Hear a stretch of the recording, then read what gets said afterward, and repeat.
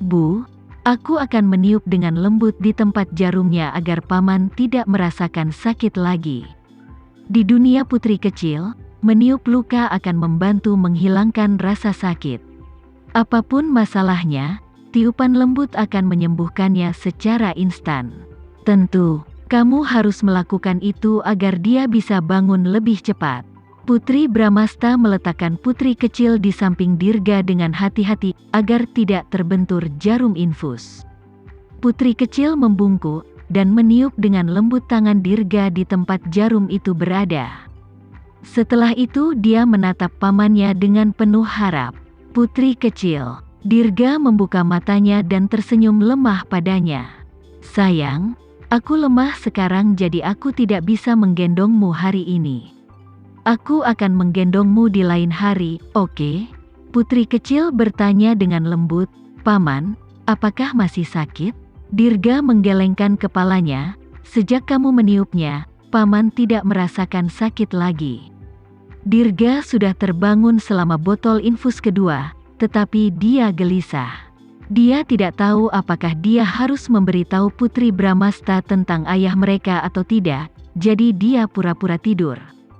Ketika putri kecil meniup tangannya dengan lembut, dia akan terus berakting, tetapi dia tidak tahan mengecewakannya, jadi dia memutuskan untuk bangun. Putri Bramasta sebenarnya menyadari bahwa kakaknya telah bangun, tetapi karena dia tidak ingin berbicara, dia tetap diam juga, dan terus menemaninya di sisinya. Aku akan melakukannya lagi. Ketika pamannya berkata bahwa dia telah membantu menghilangkan rasa sakit, putri kecil merasa seperti dia telah banyak berkontribusi. Dia sangat bahagia. Dirga mengangkat tangannya yang lain dan mengusap kepala putri kecil dengan lembut. Dia menjadi semakin gelisah. Jika dia bersikeras untuk membalaskan dendam ayahnya, putri kecil akan mengetahui bahwa ayahnya, yang dia kagumi, adalah seorang pembunuh. Keluarga tercinta mereka akan dihancurkan oleh pembalasannya, dan putri kecil akan kehilangan ayah tercintanya. Dan orang yang akan membuatnya kehilangan semua itu adalah pamannya sendiri. Tetapi jika dia tidak membalas dendam untuk ayahnya, bagaimana dia menghormati kata-kata terakhir ayahnya? Itu tidak adil baginya. Apa yang harus dia lakukan? Paman, suara lembut putri kecil membawa Dirga kembali dari pikirannya.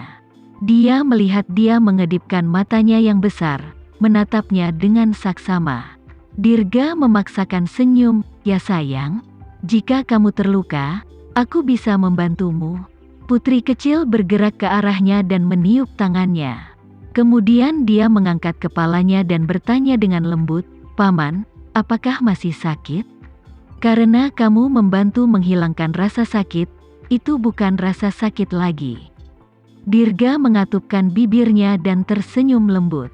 Senyum putri kecil polos, hidup, dan imut. Dia juga sangat mempercayai pamannya.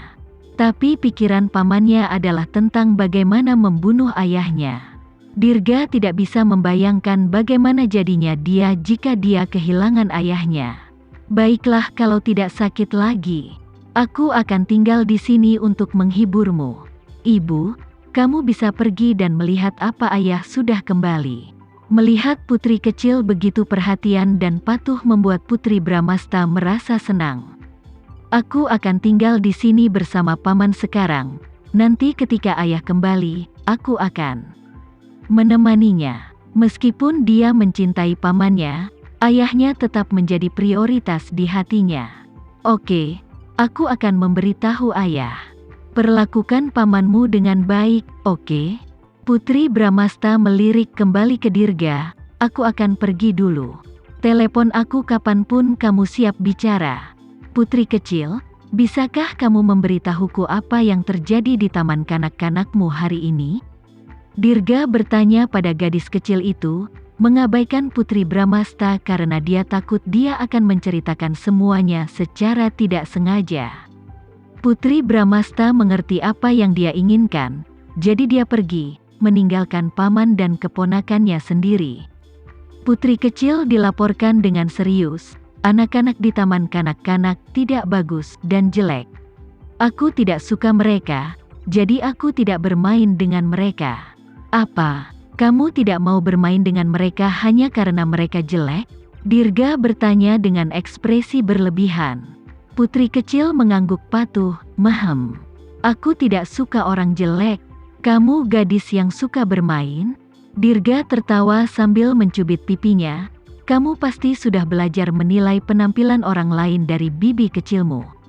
Meskipun menilai seseorang dari penampilannya adalah kebiasaan buruk, itu bukanlah kesalahan putri kecil.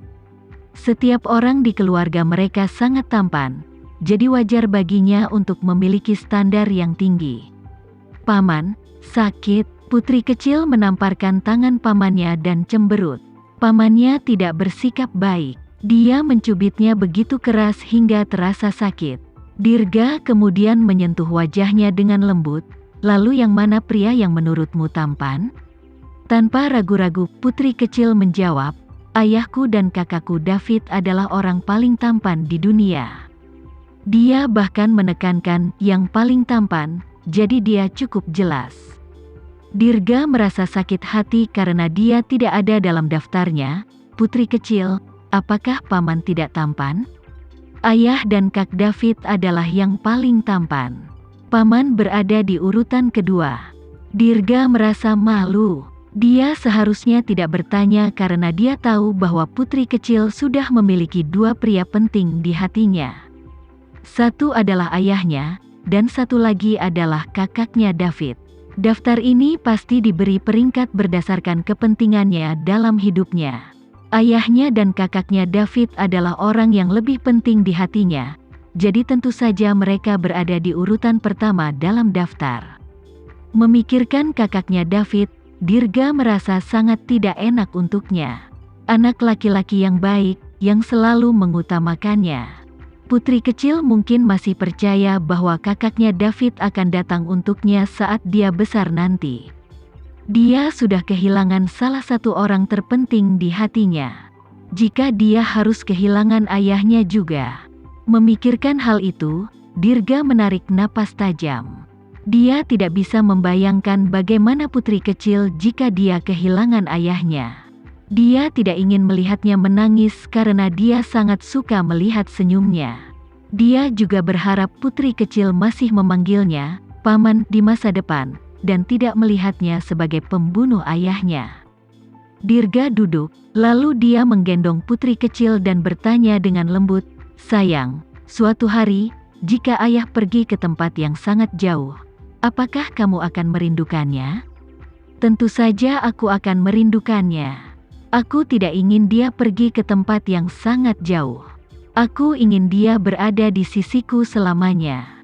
Putri kecil sekarang takut mendengar kata-kata tempat yang sangat jauh. Ketika dia tidak bersama ibunya, semua orang mengatakan bahwa ibu pergi ke tempat yang sangat jauh, jadi dia tidak bisa melihatnya. Ketika dia bangun suatu hari dan tidak dapat menemukan kakaknya David, semua orang mengatakan kepadanya bahwa dia pergi ke tempat yang sangat jauh juga. Jadi, dia pasti tidak ingin ayahnya pergi ke tempat yang sangat jauh. Dia ingin dia bersamanya selamanya. Dia ingin ayahnya menyiapkan susunya setiap malam, mengikat rambutnya menjadi kepang di pagi hari, berlatih taekwondo dengannya. Ada begitu banyak hal-hal yang dia butuhkan ayahnya untuk menemaninya. Putri kecil menarik-narik kepangan di kepalanya. "Paman, ayah mengikat rambutku hari ini, bagus." "Itu sangat bagus." Dirga tersenyum, "Apapun terlihat baik padamu." Dia memeluk kepala Dirga dan mencium pipinya. "Aku terlihat cantik, dan paman juga terlihat tampan." Ciuman manisnya menusuk jauh ke dalam hatinya. Dia tidak bisa membantu memeluknya lagi, dan memberinya ciuman di dahi. Untuk putri kecil, untuk Putri Bramasta, dia memutuskan untuk memberi Randy kesempatan lagi. Dia akan mengamati bagaimana dia memperlakukan mereka. Jika Randy benar-benar peduli dan mencintai mereka, maka Dirga bisa bersikap seolah dia tidak tahu apa-apa dan melepaskannya. Dia bisa pergi dari semua ini. Selama dia tidak melihat Randy, dia tidak akan memikirkan balas dendam. Adapun ayahnya, dia bisa menjelaskan kepadanya saat mereka bertemu di surga. Lagi pula, dia percaya bahwa ayahnya, yang sangat mencintai Putri Bramasta, pasti menginginkan putri dan cucunya untuk bahagia selamanya. Saat itu gerimis di malam hari, dan suhu di kota Jakarta turun drastis. Menurut ramalan cuaca akan menjadi dingin selama 7 hari ke depan karena angin kencang. Putri Bramasta tidak siap menghadapi penurunan suhu yang tiba-tiba. Dia berdiri di luar dengan gaun tipisnya saat gerimis, saat dia mengamati pemandangan yang indah dan menikmati udara dingin yang bisa membuat tulang punggungnya menggigil.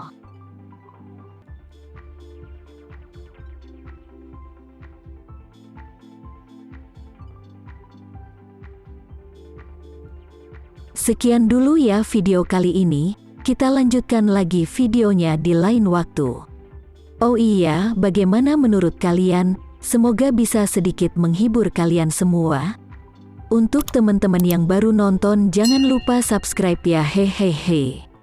Dan kalau teman-teman ada yang ingin gabung langganan, bisa langsung gabung saja untuk dapat fitur yang menarik dan sedikit membantu Mimin. Terima kasih banyak sudah menonton, sampai jumpa lagi, bye.